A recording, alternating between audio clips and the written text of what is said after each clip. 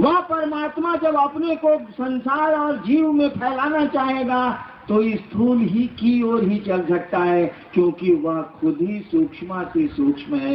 उससे सूक्ष्म तो कुछ होता ही नहीं है, तो सृष्टि कैसे करेगा वो? यानी जगत बन गया, जीव बन गया, हम लोग स्थूल हो गए, दिखने लगे, दिखते हैं। परमात्मा सूक्ष्म की सूक्ष्म है, मन से भी पकड़ने नहीं आता।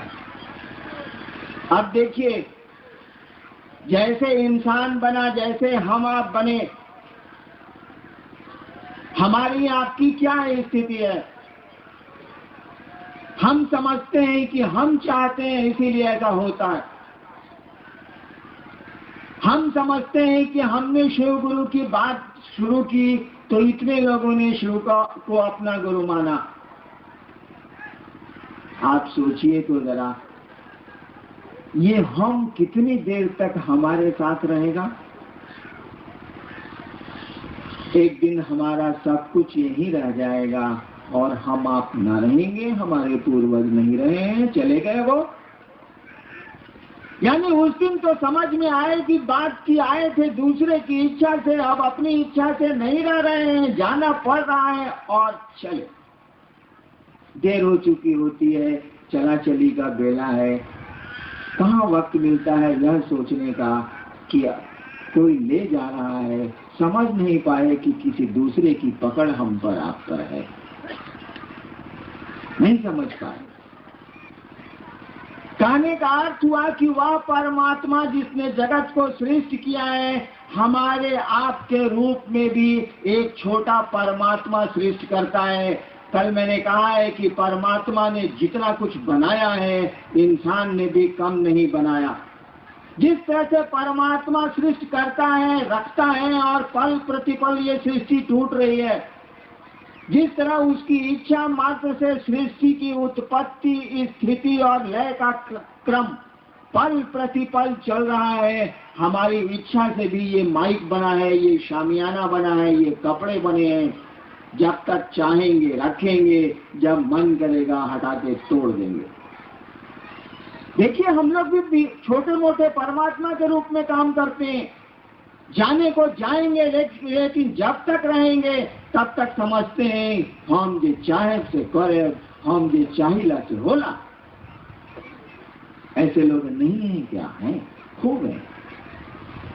हमारा आपका कर्ता मन नहीं समझता है कि ये कर्ता कर्म है, कर्ता तो कोई दूसरा कोई है। जिस दिन जाना होता है उस दिन, उस समय एक क्षण को समझ में आता है कि सब बेटा मेहरारू संपत्ति रहते चाहते कि रोही नहीं रहना पड़ता है, यहाँ से हम आप चले जाते हैं। यानी वह परमात्मा जो मूल करता है, कर्ता मन जो कर्म करेला, वह परमात्मा जो मूल करता है, इंसान के रूप में भी वह कर्ता के रूप में आता है। पेड़ के बीए से एक नया पेड़ निकला है, उसका अपना अलग अस्तित्व बनता है। लेकिन जब हम आप हारते हैं, जब जीवन का अंतिम क्षण आता है, या जब हम आप कोशिश करके थक हार जाते हैं, जब डॉक्टर ये कह देते हैं कि इनको ले जाइए घर, अब इनका इलाज संभव नहीं है, तो हमारा मन ये सोचने लगता है कि केने गेलथिन महादेव, केने गेलथिन भगवान, अगर मदद कर देते तो शायद मेरा जीवन बच जाता। यानी उस समय आपकी फुटानी, हमारी फुटानी खत्म हो जाती। हम किसी दूसरे के सहारे चले जाते हैं, सोचते हैं कि अब दुनिया के लोग मुझको नहीं बचा सकते। हमारी लाख कोशिशों के बाद भी जब हम कुछ अपने मन के अनुकूल नहीं कर पाते हैं, तब मेरा मन, आपका मन हारने लगता है। सोचता है कि कोई मदद कर देता, और जब दुनिया कहती है कि हम मदद की स्थिति में आपके नहीं हैं, नहीं कर सकते, सामर्थ्य नहीं है हमारे आपके पास, तब हम क्या करते हैं? ईश्वर को ढूंढते हैं, ईश्वर की ओर उनसे प्रार्थना की स्थिति में आते हैं। वही परमात्मा हमारे आपके रूप में जब यूनिट में हारता है, इकाई में हारता है, तो खुदा की तलाश करता है, भगवान की तलाश में चलता है। भगवान बुद्ध को जब सारथी ने कहा था कि आदमी मर गया और संसार के और लोग भी मरेंगे, भगवान बुद्ध ने कहा कि जब मर ही जाना है तो पहले मौत को ढूंढ लेते हैं। यानी किसी ने इस दिशा में खोज की, किसी ने हार की खोज की। भगवान बुद्ध हारे नहीं, उन्होंने खोज की परमात्मा की। उसने खोज किया कि दुख क्या है, दुख से भाग गए, आनंद में चले गए। अब देखिए, कोई आदमी ढूंढ रहा है उस परमात्मा को, ये हार गया है। जब आप थक गए हैं, हार गए हैं, श्रांत क्लांत हो गए हैं, अब आपसे हमसे कुछ नहीं होने वाला है। अब लाख कोई कहेगा, मेरे साथ क्या हुआ था, मैंने जब शिव को गुरु माना और बहुत नमः शिवाय मंत्रों का जप किया और रिजल्ट मुझको नहीं आने लगे, मुझको लगा कि मैं और उलझता चला जा रहा हूँ। हमने कहा कि हे महादेव, हम तो फौसत जाता नहीं, 5 साल आपको गुरु माने हो गया, ये क्या तमाशा हो रहा। कल मैंने कहा था ना कि प्रेतों ने मुझको घेरा था 5 साल के बाद, जब मैं वीडियो था पलामू में। थक गया मैं, हार गया मैं। हारते हम आप भी हैं, थकते हम आप भी हैं। किसी एक दिशा में थकते हैं, दूसरी जगह नहीं थकते, दूसरी जगह फिर वैसे ही रहते हैं हम लोग। तो वह जब हम आप परमात्मा की तलाश शुरू करते हो, हारे को हरिनाम कहा जाता है ना, निर्बल के बलराम कहा जाता है ना। जब हम हार के ढूंढें या अपने शौक से ढूंढें, उस परमात्मा को जब ढूंढने लगते हैं, मैंने एक पंक्ति शुरू में कही आपको कि उसकी इच्छा के बाहर तो कहीं कुछ नहीं है। यानी आप खुदा की तलाश में निकले, आप भगवान की तलाश में निकले। आपको मालूम है कि गुरु भगवान से जोड़ते हैं, गुरु के सहारे हम लोग चलते हैं। हम लोगों को कोई जब बताता है कि काम करे के बाद, तो हमने का पूछी ले कि रुआ कोयले बनी कैसे हुई, तब बताई।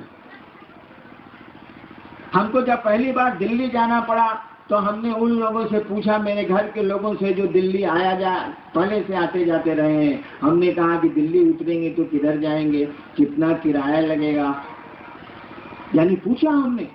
जानता था कि ये लोग जाते आते रहे हैं तो इनसे पूछ लेते हैं। हम लोग जानते हैं कि गुरु का काम है कि वो शिष्य को ईश्वर से जोड़ते हैं, एक में एक करते हैं, गुरु की तलाश शुरू करते हैं और फिर इससे शुरू होती है परमात्मा की ओर हमारी आपकी गति। ये भी उस शिव की इच्छा के तहत ही है। हम परमात्मा को ढूंढते हैं, हम महादेव को ढूंढते हैं, हम गुरु की ओर चलते हैं, हम कुछ करते हैं, या तो उस परमात्मा की इच्छा के तहत है, उसके बाद तो कुछ हो नहीं सकता। कहा जाता है कि जब परमात्मा की ओर कोई चलता है, जब गुरु की ओर कोई चलता है, तो परमात्मा ही शिष्य के रूप में चलता है। और फिर इसको, उस शिष्य को परमात्मा से जोड़ता कौन है? जो गुरु है। कहा जाता है कि वही परमात्मा गुरु का भी काम करते हैं, ईश्वर ही गुरु हैं, शिव ही गुरु हैं, वही सबसे बड़े गुरु हैं। उन्हीं की दया और शक्ति प्राप्त करके कोई गुरु होता है। इसको कहा जाता है परमात्मा का दया भाव, इसको कहा जाता है शिव का दया भाव। शास्त्र कहते हैं ये शिव की अनुग्रह शक्ति है। शिव दया करते हैं, अनुग्रह करते हैं, जीव शिव की ओर चलता है। समझने की कोशिश करिए, ये महिलाएं नहीं समझ सकती, ये गप करेंगी ही करेंगी। शिव चर्चा में भी सास ननद को नहीं छोड़ सकती है गप करना।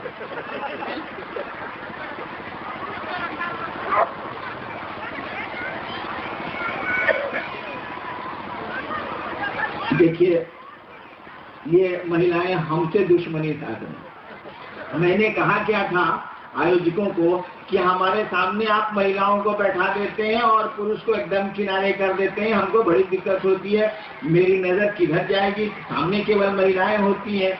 इस बार नवानगर में थोड़ा सा दाब दिया इन लोगों ने, बाएं कर दिया। सब सोच रही है कि बड़े गुरु भाई को इतना हल्ला करना है कि बोलने नहीं देना है, काहे बगल किया गया, हम लोग तो पहले बीच में बैठते थे। कोई बात नहीं, इस पर निकाह किया। इच्छा की और वो शिव जगत और जीव के रूप में फैल गया। अब वही शिव दया करते हैं, दया उनमें है, करेंगे क्या वो? दया करते हैं तो जीव फिर शिव बनता है। इसी दया को गुरु कहते हैं। आप जो कहते हैं कि हे महादेव मुझ पर दया करिए, इसका यही अर्थ है। कहा जाता है कि गुरु के अलावा किसी को भी दया करने का अधिकार नहीं है। महादेव भी देवता के रूप में, महादेव के रूप में उनको हक नहीं है कि वो दया कर सके। उनको गुरु की कुर्सी पे जाना ही होगा। और कुर्सी पे जाना क्या है? कुछ नहीं है। अभी आप घर लौट के जाइएगा, आपकी पत्नी कहेंगी देखो आ गई मुंह झौसा गई रोलो शिव चर्चा में काम धाम छोड़ के। तब तक बेटी कहेगी पापा कुछ खा लीजिए, बड़ी दूर से आ रहे हैं आप। तब तक बाबूजी कहेंगे इस ससुरा का खाई, लेटरिन में पानी रखो तो हमको लेटरिन जाना है। आप बताइए तो जरा, पत्नी को जिस भाव से उत्तर देंगे पिता को उस तरह दे सकते हैं क्या? नहीं दे सकते आप। पिता जैसे बोलेगा आपके भीतर का पुत्र बोलेगा, पत्नी जैसे बोलेगी आपके भीतर का पति बोलेगा, बेटी जैसे बोलेगी तत्क्षण आपके भीतर का पिता बोलेगा। कुर्सियां बदली है, देखिए कितनी आसानी से भाव संप्रेषित हुआ है और कुर्सी बदली।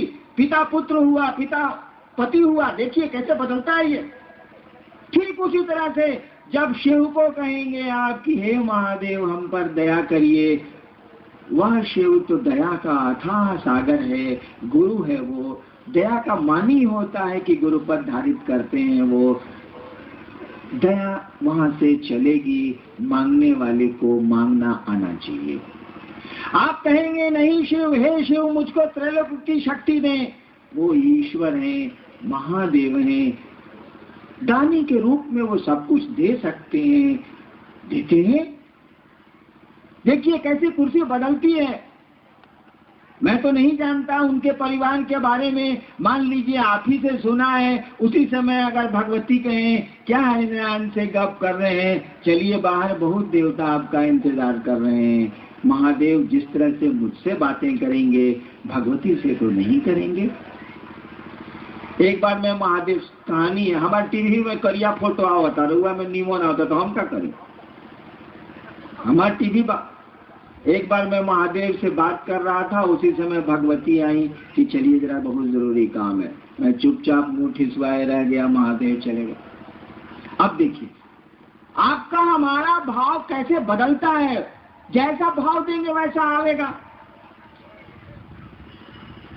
एक बात जान लीजिए, जिस तरह से ईश्वर कण कण में बसता है, सीधा विज्ञान है कि कण कण उसी की इच्छा से सृष्ट है, तो बसेगा नहीं। उसी की इच्छा से सृष्ट है, उसी के भीतर शक्ति चलती है और सृष्ट होता है जगत। उसी के भीतर से वो क्षरण होता है शक्ति का। कभी समय मिलेगा तो शक्ति तंत्र को जब समझाऊंगा तब ये बात समझ में आएगी, तब भगवती की स्थिति समझ में आएगी। जिस तरह से ईश्वर कण कण में बसता है, इस बात को जान लीजिए। उस ईश्वर का दया भाव भी, उस ईश्वर का गुरु भाव भी हमारे आपके रोम रोम में बसता है। एक एक व्यक्ति के रोम रोम में शिव गुरु बैठा है, एक एक व्यक्ति के रोम में वो शिव बैठा है, उसका दया भाव बैठा है, दया की उसकी इच्छा बैठी है। जिस तरह से उसकी सृष्टि की इच्छा से हम आप सृष्ट होते हैं, उसी तरह उसके साथ चलती है उसकी अनुग्रह शक्ति, साथ चलता है उसका दया भाव। शिव को कहीं ढूंढने की जरूरत नहीं है, उस गुरु को ढूंढने की जरूरत नहीं है। वह गुरु तो हमारे आपके रोम रोम में बसता है। केवल जरूरत है अपने शिष्य भाव को अंकुरित कर लेने की, पनपा लेने की, पैदा कर लेने की। वो तो कण कण में बसता है, गुरु भी बसता है, ईश्वर भी बसता है। मतलब ये है कि आप हम चाहते क्या है, प्रयोजन हमारा आपका क्या है। जैसा हमारा आपका भाव होगा वैसे परिणाम आवेंगे। भाव के अनुरूप ही हमको आपको मित्रता करना चाहिएगा तो मित्र का परिणाम आवेगा। मित्रता नहीं करिएगा तो मित्रता का परिणाम नहीं आवेगा। आगे गुरु तत्व में विभेद जाने की जिज्ञासा की है, वही तंत्र में शिव गुरु की क्या अवधारणा है, इसे जानना चाहा है देवा प्रसाद सिंह बेगूसराय ने। देखिए, शिव और शिव गुरु की व्याख्या तो अभी हमने की, सवाल का उत्तर हो गया। तंत्र में शिव की क्या स्थिति है, क्या बोल रहे हैं? तंत्र में शिव गुरु की अवधारणा, तंत्र में शिव गुरु की अवधारणा समझ लीजिए।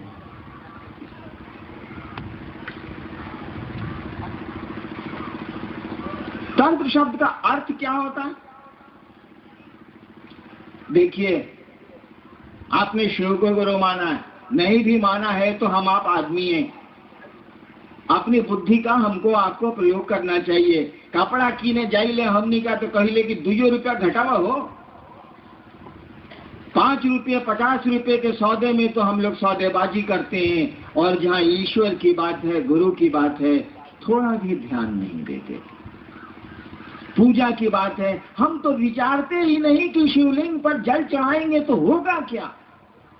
हम तो विचारते ही नहीं कि नमः शिवाय का जप करते हैं तो क्या होना, नहीं विचारते हैं हम लोग। बाबूजी कहले बारे तो नमः शिवाय, ओम नमः शिवाय के जप करत नहीं, लोग हमरा के बतौले बात तो करत नहीं। इसको उलट के बोलूंगा तो खराब लग जाए। जो जो कहेगा सो करिएगा हम, कि अपनी बुद्धि का हम लोग प्रयोग करते हैं, नहीं विचारते हम लोग। क्यों नहीं विचारते? इसका महत्व नहीं समझते। कपड़े का महत्व समझते हैं, पैसे का महत्व समझते हैं, लेकिन पूजा पाठ का कोई महत्व नहीं समझते। रूटीन वे में करते हैं, करना है, लोगों ने सिखला दिया है तो करते हैं। जानते हैं, मैं आपको बताऊं, मैंने जब शिव को गुरु माना था और शिव से जब मुझको कोई परिणाम नहीं आ रहे थे, मैं किससे कहने जाता, बताइए तो जरा। कोई तो नहीं था। मेरे मन ने यही आरा गांगी श्मशान में 1974 में ये तय किया था कि गुरु भगवान होते हैं तो भगवान गुरु काहे नहीं है। मैं भगवान शिव को समझता था, मैंने शिव को गुरु मान लिया। मैं तो नहीं जानता था कि महादेव गुरु होते हैं, मुझको नहीं पता था। मैं किताबों में पढ़ा था, न किसी से सुना था। मैं किससे पूछने जाता, कौन मेरी बात सुनता? कोई तो नहीं था। मेरे मन का फितूर था, मेरे मन की कल्पना थी, या शिव की दया होगी, नहीं कह सकता क्या स्थिति है। आज तो आप पकड़ते हैं हरिंद्रानंद को, आप तो पकड़ते हैं रामविलास सिंह को, आप तो पकड़ते हैं दूसरे गुरु भाइयों को कि महादेव के गुरु मलना 2 महीना हो गई, हमरा कुछो नहीं के बुझा। बताई तो हम केकरा के पकड़ती 1974 75 से लेके 82 तक। शिव को गुरु मानने के 8 वर्षों तक, 74 में मैंने यही आपके पुराने शाहाबाद के जिला मुख्यालय में मैंने शिव को गुरु माना था, और 1982 में जब मेरी बदली मजिस्ट्रेट के रूप में मधेपुरा में हुई थी, तब मैंने 8 वर्षों के बाद वहां के साथियों को जो श्मशान में सहरसा में मेरे साथ जाते थे, उनको मैंने, अब तो उसमें माननीय मंत्री भी बिहार के हैं लोग, मैंने उनको कहा कि छोड़िए अब श्मशान की पूजा, चलिए शिव को गुरु मानते हैं। यानी शिव को गुरु मानने के बाद भी मेरा मन इस बात को स्वीकार करने को नहीं तैयार था कि यहाँ भी झूठ नहीं है, यहाँ भी फरेब नहीं है, क्योंकि मैंने तो पूजा पाठ की दुनिया में फरेब पाया था, झूठ हमको मिला था, दुख मिला था, प्रताड़ना मिली थी।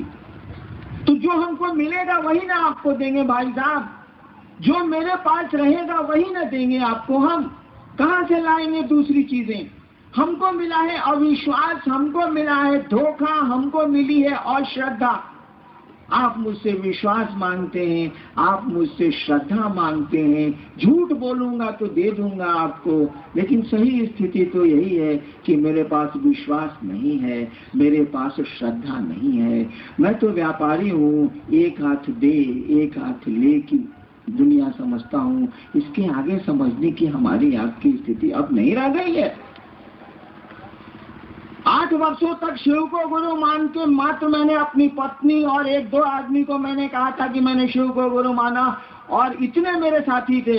बचपन से पूजा पाठ की दुनिया से जुड़ा हूँ, कितने साथी होंगे अभी, किसी को मैंने नहीं कहा कि मैंने शिव को गुरु माना। जो मेरे साथ श्मशान जाते थे, जब मैं मजिस्ट्रेट हुआ छपरा में, तो वहाँ के हेड ऑफ डिपार्टमेंट थे शशिभूषण वर्मा साहब। बचपन में मैं उनके साथ जमालपुर की घाटियों में साधना करता था, वहीं वो हेड थे और मैं वहीं डिप्टी कलेक्टर होके गया था। 1978 की बात है ये। रात रात भर हम और शशिभूषण वर्मा साहब रहते थे श्मशान में, वही छपरा के में नदी के किनारे। कभी उनको मैंने नहीं कहा कि मैंने शिव को गुरु माना, इसीलिए कि मुझको लगता था कि यहाँ भी फरेब है, यहाँ भी झूठ है। मेरे पास था फरेब, मेरे पास था झूठ, मैं कहाँ से लाता विश्वास?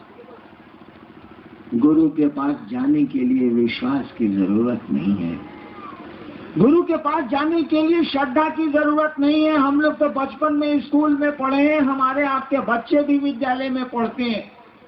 जब पहली बार हम आप विद्यालय गए थे या पहली बार अपने बच्चों को विद्यालय भेजते हैं, जाने का मन करता था क्या विद्यालय? बाबूजी आज माथा दुखाता, माई आज पेट दुखाता, नहीं जाने का मन था। कोई श्रद्धा नहीं थी, कोई ज्ञान नहीं था, कोई विश्वास शिक्षकों के प्रति नहीं था। मुझको तो सयाने तक नहीं हुआ। मेरे पिताश्री यहाँ बैठे हैं, बिहार में डायरेक्टर थे, रिटायर कर गए, 14 साल रिटायर किए उनको हुआ है। उनसे आप पूछ लीजिए कि हरिंद्र शिक्षकों के प्रति कभी सम्मान रखा ही नहीं हमने। मुझको शिक्षक हमेशा दैत्य नजर आए, हमेशा मैंने झगड़ा किया है मास्टरों से जो मेरे शिक्षक थे। तो मैं कमीना था, लेकिन कोई देख के कहेगा ना कि ये आदमी आज से 28 साल पहले 30 साल पहले डिप्टी कलेक्टर हुआ है, इसके शिक्षक जरूर ईमानदार रहे हैं, शिक्षकों ने अपनी प्रतिष्ठा बचाई है, अपनी गरिमा बचाई है। ये तो साला शुरू से ही इडियट था, उसने निभाया रिश्ता। शिक्षक अपने पद के प्रति गरिमा युक्त थे, उन्होंने अपने पद की गरिमा रखी। मुझको पढ़ाया, मैं उनका विद्यार्थी था। दुष्ट हूं या अश्रद्धा रखूं? हमारे आपके बच्चे भी तो विद्यालय जाते हैं और बहाना बनाते हैं नहीं जाने का। शिक्षक पढ़ाते हैं, अध्ययन के प्रति अभिरुचि जगाते हैं, पढ़ाई के प्रति प्रेम जगाते हैं। कोई विश्वास छोटे बच्चों में नहीं होता शिक्षक के प्रति, कोई श्रद्धा नहीं थी हमारे आपके पास शिक्षक के प्रति। आज जरूर हो गई है, उस दिन नहीं थी। इसीलिए कि खेलना अच्छा लगता था, घूमना अच्छा लगता था, शिक्षक पढ़ाया करते थे। ठीक वही स्थिति गुरु की भी है। मैंने तो शिव को गुरु माना, कोई विश्वास मेरे पास नहीं था। सच मानिए तो आज भी नहीं। मुझको तो शिव को गुरु माने अब 29 साल हो गए। और कोई मुझसे पूछे कि आपको अपने गुरु पर विश्वास है, मेरा दिल डर जाएगा। विश्वास अभी तक मेरे मन में नहीं बनवा। लोग मेरे साथ जो चलते हैं वो जानते हैं कि मैं मंदिरों के भीतर नहीं जाता। बड़ी जगह गया हूँ मैं, कामरूप कामाख्या से लेकर वैष्णव देवी सब जगह कई बार गया हूँ, लेकिन मंदिर के भीतर क्या है इस बेहुदे हरिनारायण को नहीं पता।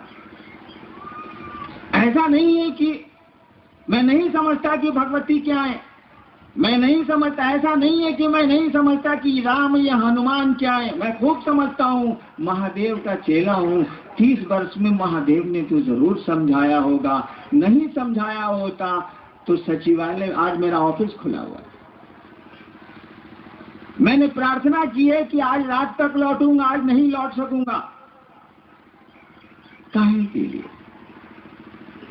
यही कि जिस गुरु को मैंने समझा है, जो गुरु सही में क्रियाशील है, जिसको अविश्वास में मैंने अपना गुरु माना है, तब भी वो गुरु की गरिमा निभाता है, तब भी वो क्रियाशील है। ऐसे गुरु को लोग गुरु मान लें तो जगत का कल्याण हो जाएगा, एक एक आदमी का कल्याण हो जाएगा। चलिए छुट्टियां लेके चलते हैं और समझाएंगे, कोशिश करेंगे, प्रार्थना करेंगे, अनुनय विनय करेंगे। गुरु होंगे शिव, आप होंगे उनके शिष्य, मैं क्या होऊंगा? कुछ नहीं होऊंगा, मुझको ये पता है। क्योंकि गुरु शिष्य में सीधा संबंध होता है, डॉक्टर और रोगी का सीधा संबंध होता है, वकील और क्लाइंट का सीधा संबंध होता है। अगर रोग नहीं ठीक होगा तो आप कंपाउंडर को नहीं गिराइएगा, कहिएगा डॉक्टर वे ठीक नहीं है। अगर आपका बच्चा नहीं पढ़े स्कूल में ठीक से तो मॉनिटर को आप कुछ नहीं बोलिएगा, कहिएगा मास्टर ठीक नहीं है। अगर शिव को आपने गुरु माना है और वह गुरु आप में नहीं उतरा, शिव को आपने गुरु माना है और वह शिव, गुरु का काम है कि वो अपने जैसा बनाते हैं। कहा जाता है कि गुरु साक्षात परब्रह्म, गुरु परमात्मा होते हैं, इसीलिए अपने शिष्य को परमात्मा बनाते हैं। बनाना क्या है? आपका मन साधु होता है, आपका मन दुष्ट होता है, आपका मन ही शिव होता है, शरीर थोड़े ही। तो 29 साल की शिव शिष्यता में मैं नहीं समझ सका, तब भी वो गुरु मेरा गुरु है कि नहीं है। कोई विश्वास नहीं बनता मेरे मन में मेरे महादेव के प्रति, लेकिन मेरा वो गुरु है और कमाल का गुरु है। वो अपनी गरिमा निभाता है। 29 साल में बस मैंने इतना ही सीखा, इतना ही समझा है। फिल्म का वो गीत याद करिए, आपकी इनायतें आपके करम, आप ही बताएं कैसे भूलेंगे हम। इतना ही मैंने समझा है, आपकी इनायतें आपके करम, आप ही बताएं कैसे भूलेंगे हम। ये मेरे मन ने समझा है कि वह मेरा गुरु मुझको जरूर मानता है, हम किसको कितनी देर मानते हैं। बेटे को 25 साल बेटा माना है, आज दुश्मनी हो गई। बाप को 25 साल बाप माना है, संपत्ति के लिए झंझट हो गया। पत्नी को पत्नी माना है, तलाक होते हैं कि नहीं होते हैं। दुश्मन को दुश्मन माना है, दुश्मनी दोस्ती में बदलती है कि नहीं बदलती है। हमारा आपका मानना कितनी देर चलता है। अगर शिव मान ले, शिव आपको हमको शिष्य मान ले तो कमाल हो जाएगा। हमारे आपके मानने से कितनी बात बनती है, कितनी बात बिगड़ती है। थोड़ी बनती है, थोड़ी बिगड़ती है। और इसीलिए कहा हम लोगों ने कि शिव को आपने गुरु माना है, उनसे दया मांगिए। उन्होंने जो कहा है करने की कोशिश करिए। उन्होंने तो कुछ नहीं कहा, कहा कि तुम किसी जगह के रहने वाले हो, किसी जात किसी धर्म के हो, केवल तुमको इंसान होना चाहिए, तुम मुझको गुरु मान सकते हो, मैं गुरु हूँ। और कुछ नहीं करना है, ड्रॉप करना है। जब तुमसे नहीं हुआ है, जब करके तो इंसानियत आज समाप्त हो रही है। जब के परिणाम कहाँ आ पा रहे हैं? जब गलत नहीं है। हमको आपको जब करने कोई सिखलाता ही नहीं है, गुरु न सिखलाते हैं।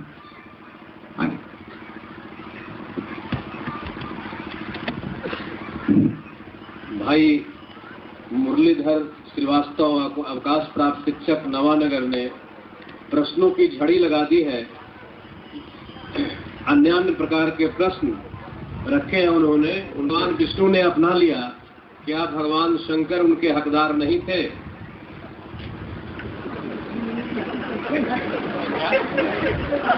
जो जैसा पात्र होता है उसको वैसी चीज मिलती। महादेव को जहरे नसीब में था, करेंगे क्या वो?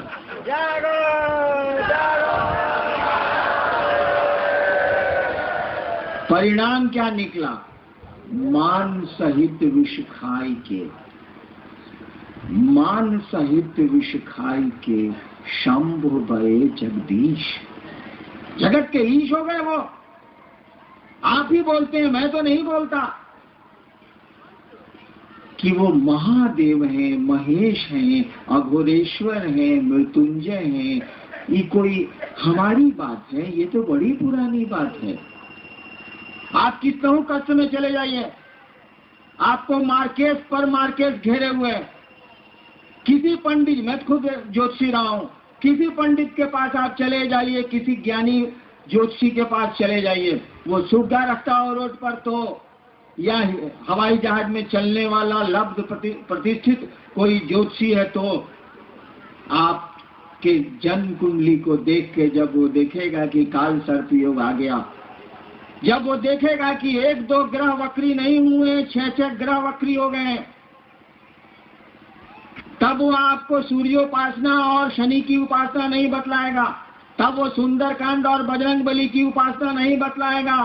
कहेगा कि मंगल भी वक्री हैं, शुक्र भी वक्री हैं, सूर्य भी नीच के हो गए हैं, केतु की दृष्टि बड़ी खराब आप पर है, राहु तो साला ऐसे ही छितराया हुआ।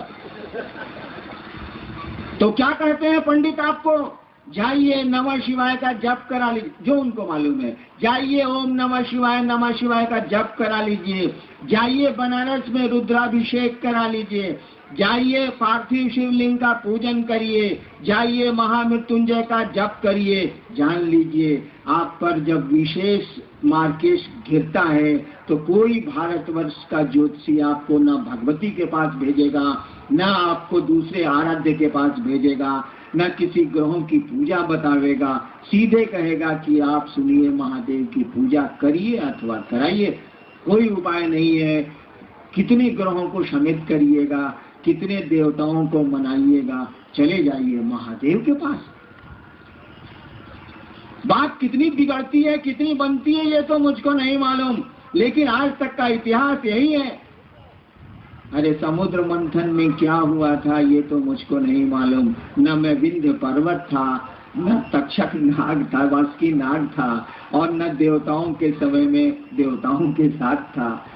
पता नहीं महादेव के साथ होऊंगा या नहीं होऊंगा, लेकिन क्या होऊंगा, उनसे क्या हिस्सा बांटता, वो तो जहर पी के रह गए थे। जहर में हिस्सा हम लोग क्या लेंगे?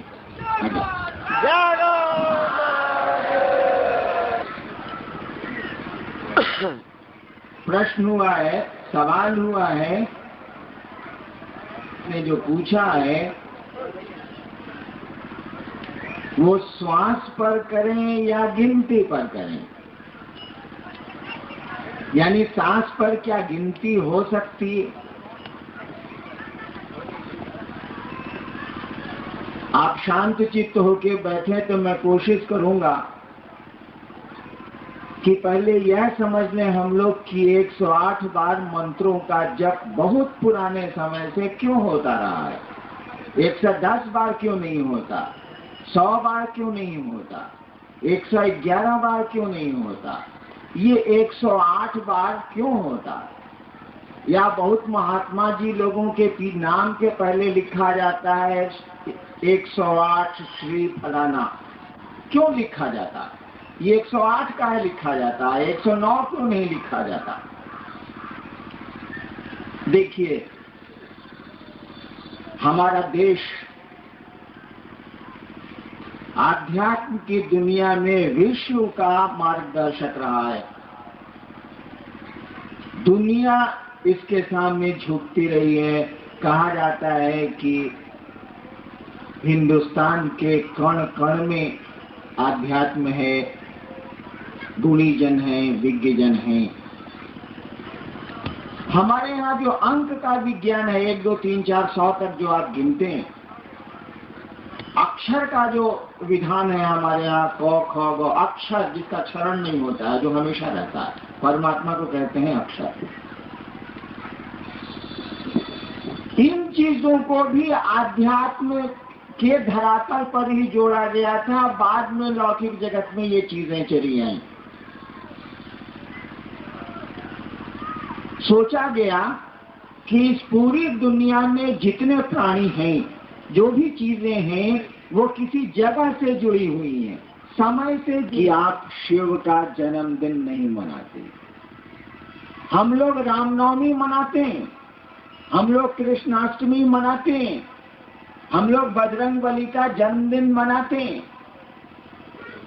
किंतु शिव का नहीं मनाते, शिव के विवाह का दिन मनाते।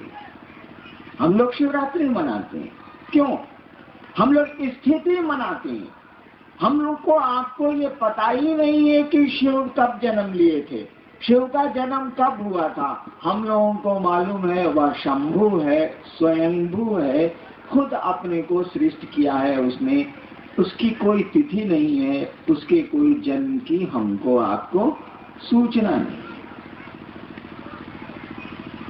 यानी हमारे आपके जन्म का समय है, जाने का भी समय है। हम लोग समय से जुड़े हैं, हम लोग जगह से भी जुड़े हैं, और जुड़े हैं हम आप पात्र। अब मैं शब्दों का चयन करता हूं।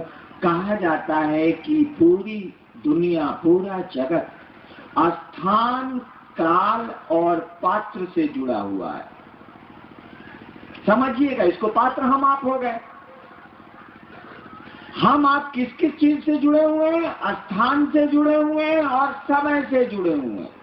कहा जाता है कि पूरी दुनिया, पूरा जगत, पूरे जीव स्थान, काल और पात्र से जुड़े हुए हैं। पात्र तो खुद हो गया वो। किया क्या गया? आज तो समय को हम लोग घंटा, मिनट और सेकंड में निकालते हैं। आप पंचांग देखिए, पहले के समय में समय को निकाला जाता था नक्षत्रों से। आज भी निकाला जाता है, पंचांग बनता है ना हमारा आपका। 27 नक्षत्र होते हैं जिन पे एक सूर्य संचरण करता है, घूमता है। वो घूमता है यानी सूर्य नहीं घूमता है, सूर्य के चारों ओर नक्षत्र घूमते हैं, संचरण होता है। यानी समय की गणना हमारे भारतवर्ष में शुरू हुई थी नक्षत्रों से। कहा जाता है 27 नक्षत्र हैं, फिर वही घंटा घड़ी सब शुरू होता है। स्थान को कैसे आप पता लगाएंगे? कौन सी जगह में कौन सा मकान बना है? हम लोग जब एसडीओ का इजलास करते थे या मजिस्ट्रेट थे तो वकील साहब बहस करते थे, हुजूर ये जो घर है उसके पूरब में ये है, पश्चिम में ये है, उत्तर में ये है, दक्षिण में ये है, इसी जगह पे झंझट हो रहा है हुजूर। वहां पर यहीं पर 144 लगाया जाए या 107 लगाया जाए या मुकदमे होते थे। यानी किसी जगह को निर्धारित करने के लिए आप चौहद्दी का प्रयोग करते हैं, 4 दिशाओं का प्रयोग करते हैं। दिशाएं तो 10 हो जाएंगी, लेकिन 4 मूल दिशाएं हैं। उन दिशाओं के बीच के कोण से दिशाएं 10 हो जाती हैं, लेकिन मूल दिशाएं 4 ही हैं, पूरब, पश्चिम, उत्तर, दक्षिण। न्यूज भी इसी से बना है, north, east, west, south. News जो आप कहते हैं, न्यूज पढ़िए, वो क्या है? North, east, west, south. अब समझिए इसको।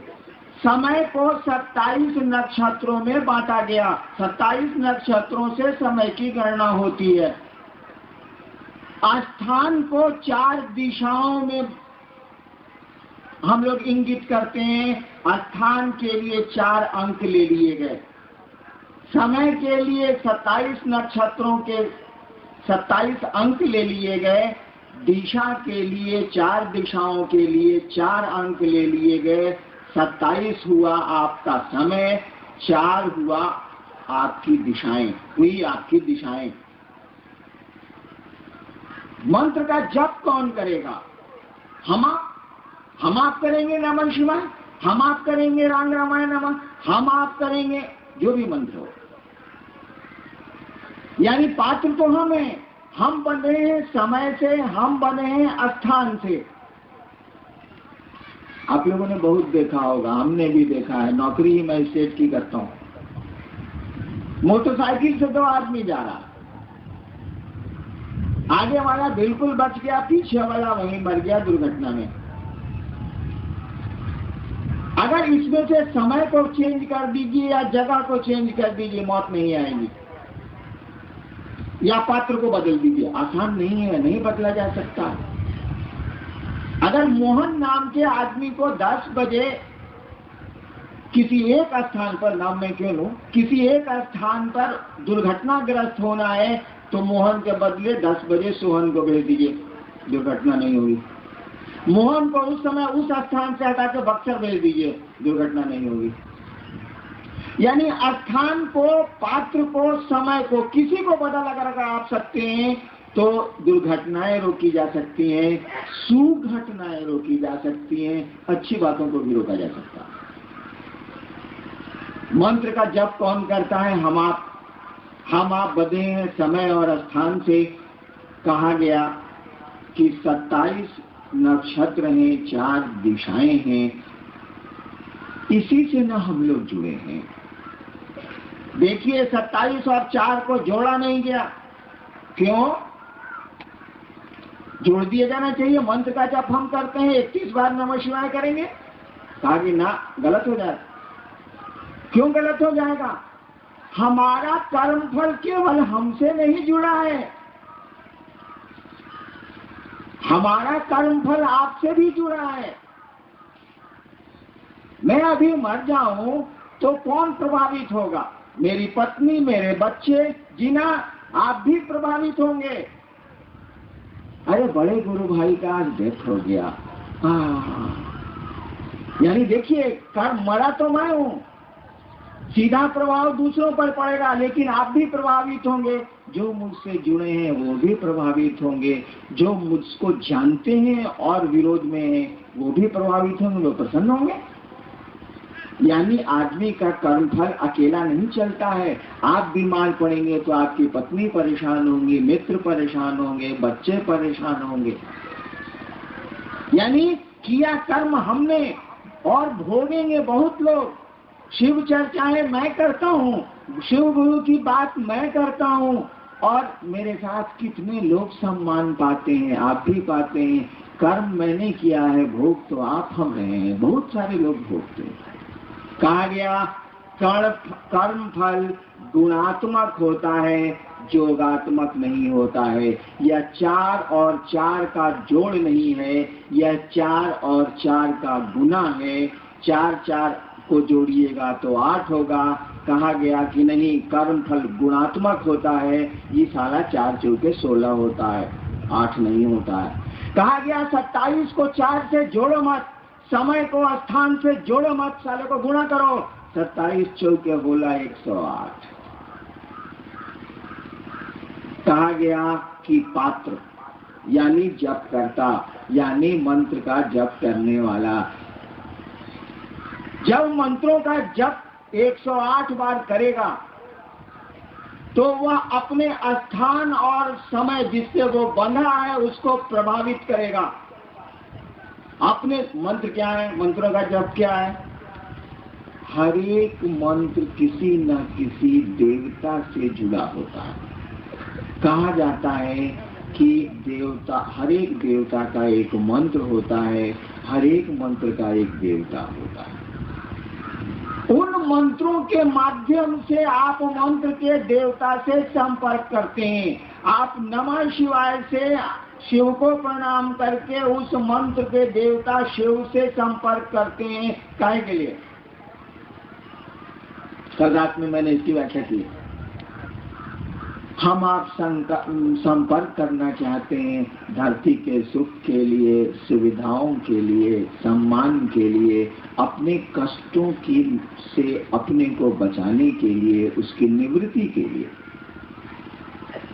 हम अपना भला चाहते हैं। हो सकता है हम अपना भी चाहें, दूसरों का भी भला चाहें, लेकिन प्रथमतः तो हम जीव भाव में हैं तो अपना भला चाहते हैं।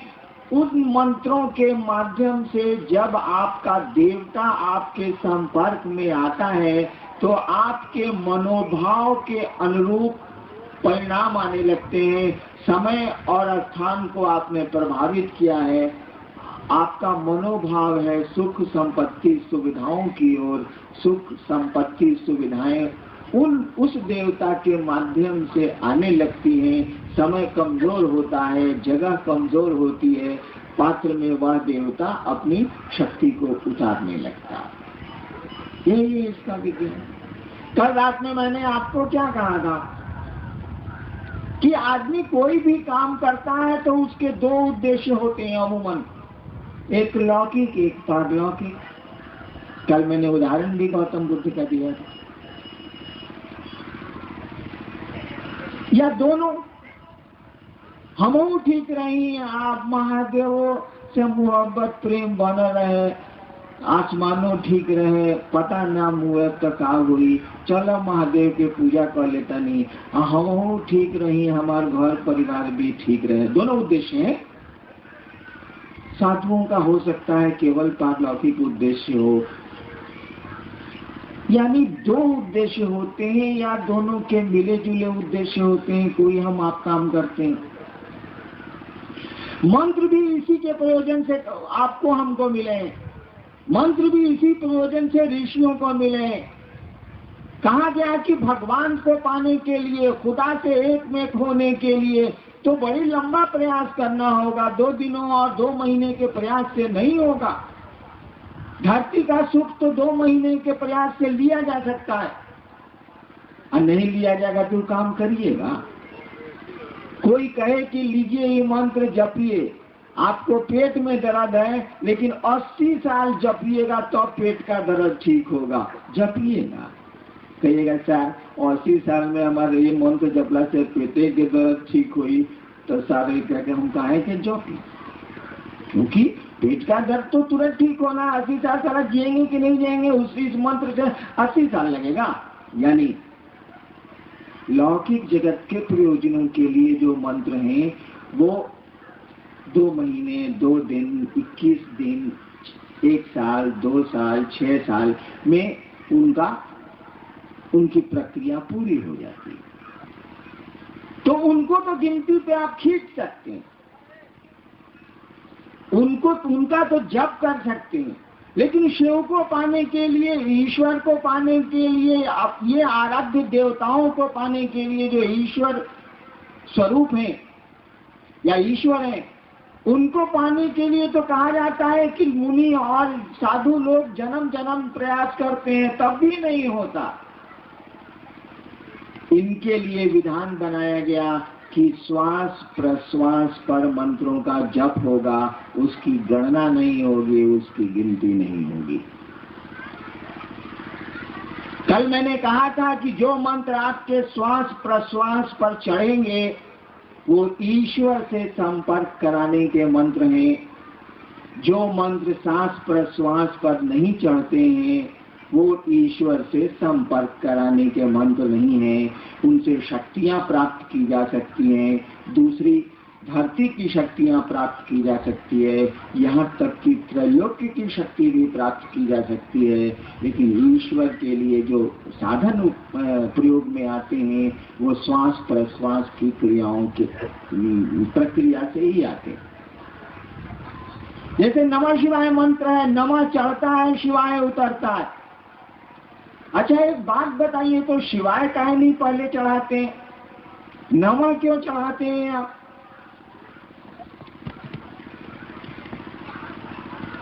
इसीलिए चढ़ाते हैं कि सांस की कोई देता है तो हमारी आपकी चलती है। तब ये इसका आना बंद हो जाए, हमारे आपके कंट्रोल में, नियंत्रण में नहीं है। ये सांस आ रही है जा रही है, न आए तब क्या होगा? क्या कौन सा उपाय हम आप करेंगे? कुछ नहीं कर सकते हम आप। इसी को कहते हैं आदमी मर गया। सांस आ रही है जा रही है तो शिव को नहीं लाया जाता है, क्योंकि शिव की दया से, शिव की इच्छा से, शिव की कृपा से तो सांस चल ही रही है। सांस जब भीतर आती है तो प्रणाम लिया जाता है, सांस जब बाहर दी जाती है तो शिव को दी जाती है, क्योंकि पता नहीं फिर आए या ना आए, शिव को तो चली जाएगी। इसीलिए नियम बना हुआ है कि नमः इनहेल होता है। नमः सांस जब भीतर आती है तो सामान करिएगा नहीं भैया, सांस जब भीतर आती है तो नमः आता है, सांस जब बाहर जाती है तो शिवाय को देखा जाता है जाते हुए, क्योंकि पता नहीं फिर आए अथवा ना आए। जो जा रही है कम से कम शिव को चली जाए, वो दया करेंगे तो फिर आएगी, न दया करेंगे तो शिव की है, शिव को गई। इसीलिए नियम बना हुआ है, नमः लाया जाता है पहले और शिवाय को सांस से बाहर किया जाता है। योग में भी ये नियम है। अहम जो है सो हम, सो पहले नहीं होता है, पहले अहम होता है। सांस जब निकलती है तो सोहम सह होता है, अहम सह करके होता है, क्योंकि वही परमात्मा है। सांस सह में चली गई, उसमें चली, सह मनवा उसमें चली गई, देगा तो आएगी, ना देगा तो उसकी है, उसके पास रहेगी। ये इसका नियम। मंत्रों का जप होगा, न तेज करनी है सांस, न उसको धीमा करना है, और उसकी गिनती भी नहीं होती है। सांस प्रश्वास पे तो मंत्रों के जप को आप जब लाएंगे तो ध्यान की भी जरूरत नहीं है। उसकी भी जरूरत नहीं। सांस प्रश्वास पर मंत्रों का जप नहीं होगा। मंत्रों का जब भी जप होगा तो माला पे होगा। उनकी गिनती जब भी होगी तो माला पे होगी। सांस प्रश्वास पर गिनती नहीं होगी। सांस प्रश्वास के जप को तो जप कहा भी नहीं जाता। उसके लिए शब्द होता है अजपा जप, ऐसा जप जिसको जपा नहीं जाए। अजपा जप का मानी ही होता है सांस प्रश्वास पर मंत्रों का आवागमन देखना, अनुभूत करना। उसको कहते भी नहीं है जप, उसको तो कहते हैं अजपा जप, ऐसा जप जिसको जपा नहीं जाए। इस प्रश्न का उत्तर हुआ।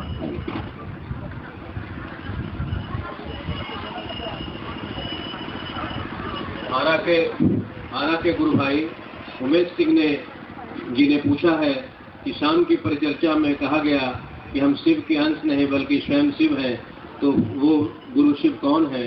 और एक गुरु भाई ने जिज्ञासा की है कि गुरु शरीर में नहीं है तो कैसे जुड़ेंगे? दूसरे गुरु भाई ने कहा है, प्रवीण कुमार झा जी ने, कि न अभी तक आपको जाना न समझ पाया, आपको कैसे पहचानेंगे समझेंगे? आपको जान लेना ही शिव गुरु को जानना है, दया करके समझाएं।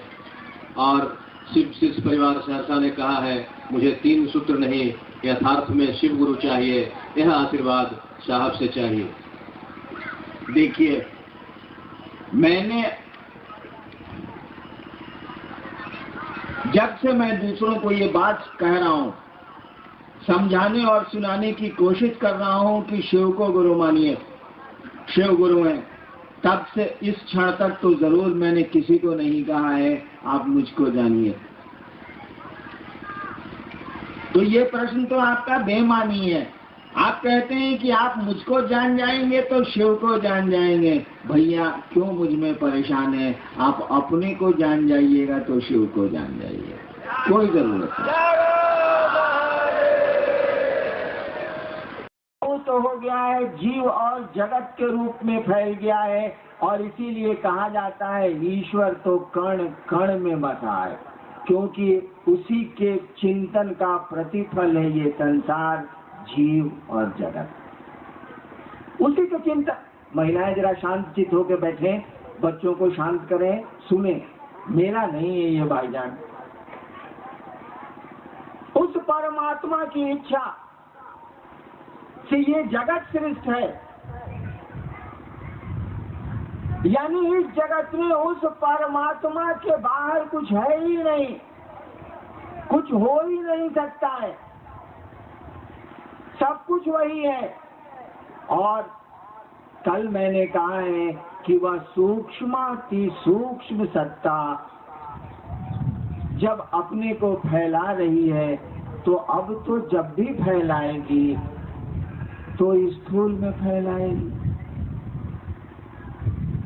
कल हमने कहा था कि गाछ के फुनगी पर केहू पहुंच गई बा, और घसके के चाहता, चले के चाहता, तो ऊपर कहाँ जाई? वो तो फुनगिए पर बा, ससुरा के नीचे उतरे के पड़ी। कोई उपाय उसके पास नहीं, क्योंकि वह तो उत्तुंग शिखर पर पहुंच चुका है, फुनगी पर पहुंचल बा। अब के नहीं जाइए, उतर में करो, चले के चाही तो उतरी, कोनो उपाय कर लगे नहीं। वह परमात्मा जब अपने को संसार और जीव में फैलाना चाहेगा तो स्थूल ही की ओर ही चल सकता है, क्योंकि वह खुद ही सूक्ष्माति सूक्ष्म है। उससे सूक्ष्म तो कुछ होता ही नहीं है, तो सृष्टि कैसे करेगा वो? यानी जगत बन गया, जीव बन गया, हम लोग स्थूल हो गए, दिखने लगे, दिखते हैं। परमात्मा सूक्ष्माति सूक्ष्म है, मन से भी पकड़ में नहीं आता है। अब देखिए, जैसे इंसान बना, जैसे हम आप बने, हमारी आपकी क्या स्थिति है? हम समझते हैं कि हम चाहते हैं इसीलिए ऐसा होता है। हम समझते हैं कि हमने शिव गुरु की बात शुरू की तो इतने लोगों ने शिव को अपना गुरु माना। आप सोचिए तो जरा, ये हम कितनी देर तक हमारे साथ रहेगा?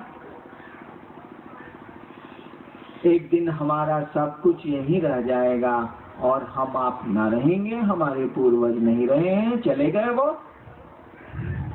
यानी उस दिन तो समझ में आए कि बात की आए थे दूसरे की इच्छा से, अब अपनी इच्छा से नहीं रह रहे हैं, जाना पड़ रहा है और चले। देर हो चुकी होती है, चला चली का बेला है, कहाँ वक्त मिलता है यह सोचने का कि कोई ले जा रहा है, समझ नहीं पाए कि किसी दूसरे की पकड़ हम पर आप पर है, नहीं समझ पाए। कहने का अर्थ हुआ कि वह परमात्मा जिसने जगत को सृष्टि किया है, हमारे आपके रूप में भी एक छोटा परमात्मा सृष्टि करता है। कल मैंने कहा है कि परमात्मा ने जितना कुछ बनाया है, इंसान ने भी कम नहीं बनाया। जिस तरह से परमात्मा सृष्टि करता है, रखता है और पल प्रतिपल ये सृष्टि टूट रही है, जिस तरह उसकी इच्छा मात्र से सृष्टि की उत्पत्ति, स्थिति और लय का क्रम पल प्रतिपल चल रहा है, हमारी इच्छा से भी ये माइक बना है, ये शामियाना बना है, ये कपड़े बने हैं। जब तक चाहेंगे रखेंगे, जब मन करेगा हटा के तोड़ देंगे। देखिए, हम लोग भी छोटे मोटे परमात्मा के रूप में काम करते हैं। जाने को जाएंगे, लेकिन जब तक रहेंगे तब तक समझते हैं हम जे चाहे से करे, हम जे चाहिला से होला। ऐसे लोग नहीं हैं क्या? हैं, खूब है। हमारा आपका कर्ता मन नहीं समझता है कि ये कर्ता कर्म है, कर्ता तो कोई दूसरा कोई है।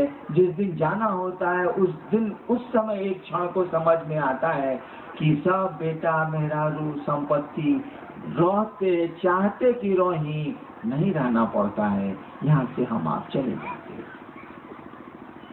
यानी वह परमात्मा जो मूल करता है, कर्ता मन जो कर्म करेला, वह परमात्मा जो मूल करता है, इंसान के रूप में भी वह कर्ता के रूप में आता है।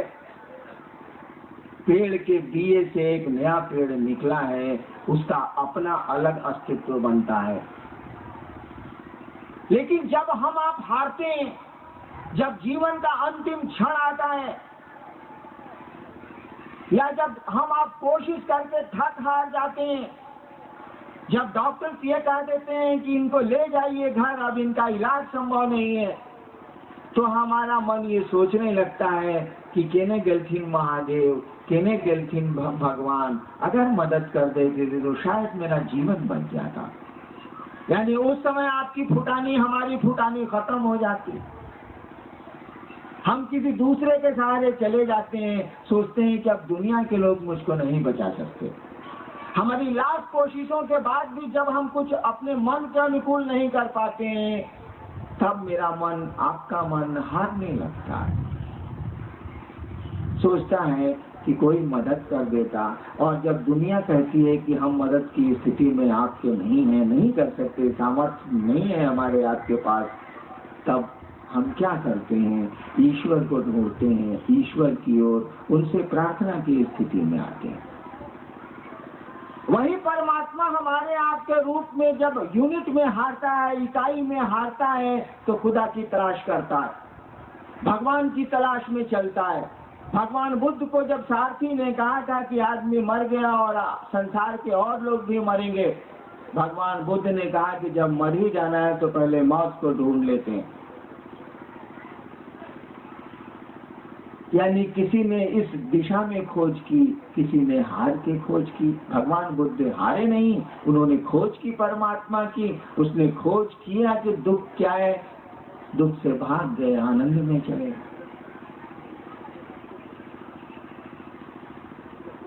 अब देखिए, कोई आदमी ढूंढ रहा है उस परमात्मा को, ये हार गया है। जब आप थक गए हैं, हार गए हैं, श्रांत क्लांत हो गए हैं, अब आपसे हमसे कुछ नहीं होने वाला है। अब लाख कोई कहेगा, मेरे साथ क्या हुआ था, मैंने जब शिव को गुरु माना और बहुत नमः शिवाय मंत्रों का जप किया और रिजल्ट मुझको नहीं आने लगे, मुझको लगा कि मैं और उलझता चला जा रहा हूँ। हमने कहा कि हे महादेव, हम तो फौसत जाता नहीं, 5 साल आपको गुरु माने हो गया, ये क्या तमाशा हो रहा। कल मैंने कहा था ना कि प्रेतों ने मुझको घेरा था 5 साल के बाद। जब मैं वीडियो था पलामू में। थक गया मैं, हार गया मैं। हारते हम आप भी हैं, थकते हम आप भी हैं। किसी एक दिशा में थकते हैं, दूसरी जगह नहीं थकते, दूसरी जगह फिर वैसे ही रहते हैं हम लोग। तो वह जब हम आप परमात्मा की तलाश शुरू करते हो, हरे को हरिनाम कहा जाता है ना, निर्बल के बलराम कहा जाता है ना। जब हम हार के ढूंढें या अपने शौक से ढूंढें, उस परमात्मा को जब ढूंढने लगते हैं, मैंने एक पंक्ति शुरू में कही आपको कि उसकी इच्छा के बाहर तो कहीं कुछ नहीं है। यानी आप खुदा की तलाश में निकले, आप भगवान की तलाश में निकले। आपको मालूम है कि गुरु भगवान से जोड़ते हैं, गुरु के सहारे हम लोग चलते हैं। हम लोगों को कोई जब बताता है कि काम करे के बाद, तो हमने का पूछी ले कि रहुआ पहले पानी कैसे हुई तब बताई। हमको जब पहली बार दिल्ली जाना पड़ा तो हमने उन लोगों से पूछा, मेरे घर के लोगों से जो दिल्ली आया जाए, पहले से आते जाते रहे हैं। हमने कहा कि दिल्ली उतरेंगे तो किधर जाएंगे, कितना किराया लगेगा, यानी पूछा हमने। जानता था कि ये लोग जाते आते रहे हैं तो इनसे पूछ लेते हैं। हम लोग जानते हैं कि गुरु का काम है कि वो शिष्य को ईश्वर से जोड़ते हैं, एक में एक करते हैं, गुरु की तलाश शुरू करते हैं, और फिर इससे शुरू होती है परमात्मा की ओर हमारी आपकी गति। ये भी उस शिव की इच्छा के तहत ही है। हम परमात्मा को ढूंढते हैं, हम महादेव को ढूंढते हैं, हम गुरु की ओर चलते हैं, हम कुछ करते हैं, यह तो उस परमात्मा की इच्छा के तहत है, उसके बाद तो कुछ हो नहीं सकता। कहा जाता है कि जब परमात्मा की ओर कोई चलता है, जब गुरु की ओर कोई चलता है, तो परमात्मा ही शिष्य के रूप में चलता है। और फिर इसको, उस शिष्य को परमात्मा से जोड़ता कौन है? जो गुरु है। कहा जाता है कि वही परमात्मा गुरु का भी काम करते हैं, ईश्वर ही गुरु हैं, शिव ही गुरु हैं, वही सबसे बड़े गुरु हैं। उन्हीं की दया और शक्ति प्राप्त करके कोई गुरु होता है। इसको कहा जाता है परमात्मा का दया भाव, इसको कहा जाता है शिव का दया भाव। शास्त्र कहते हैं ये शिव की अनुग्रह शक्ति है। शिव दया करते हैं, अनुग्रह करते हैं, जीव शिव की ओर चलता है। समझने की कोशिश करिए, ये महिलाएं नहीं समझ सकती हैं, ये गप करेंगी ही करेंगी। शिव चर्चा में भी सास ननद को नहीं छोड़ सकती हैं गप करना।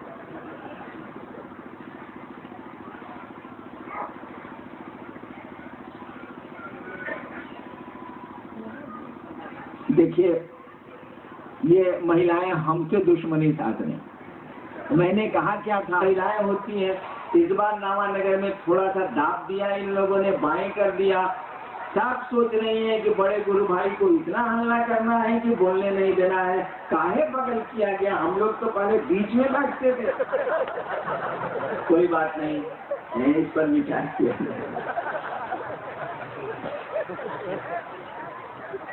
तो और वो शिव जीव बना, उस शिव ने इच्छा की और वो शिव जगत और जीव के रूप में फैल गया। अब वही शिव दया करते हैं, दया उनमें है, करेंगे क्या? वो दया करते हैं तो जीव फिर शिव बनता है। इसी दया को गुरु कहते हैं। आप जो कहते हैं कि हे महादेव मुझ पर दया करिए, इसका यही अर्थ है। कहा जाता है कि गुरु के अलावा किसी को भी दया करने का अधिकार नहीं है। महादेव भी देवता के रूप में, महादेव के रूप में, उनको हक नहीं है कि वो दया कर सके। उनको गुरु की कुर्सी पे जाना ही होगा। और कुर्सी पे जाना क्या है? कुछ नहीं है ये। अभी आप घर लौट के जाइएगा, आपकी पत्नी कहेंगी देखो आ गई मुँह झौसा, गई रसी चर्चा में काम धाम छोड़ के। तब तक बेटी कहेगी पापा कुछ खा लीजिए, बड़ी दूर से आ रहे हैं आप। तब तक बाबूजी कहेंगे इस ससुरा क्या खाई, लेटरिन में पानी रखो तो हमको लेटरिन जाना है।